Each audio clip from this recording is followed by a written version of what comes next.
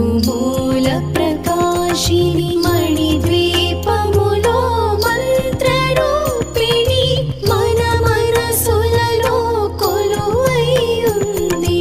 సుగంధ పుష్పాలెన్నో వేలు అనంత సుందర సువర్ణ పూలు అచంచలం బగు మనోసుఖాలు మణిద్వీపానికి మహానిధులు.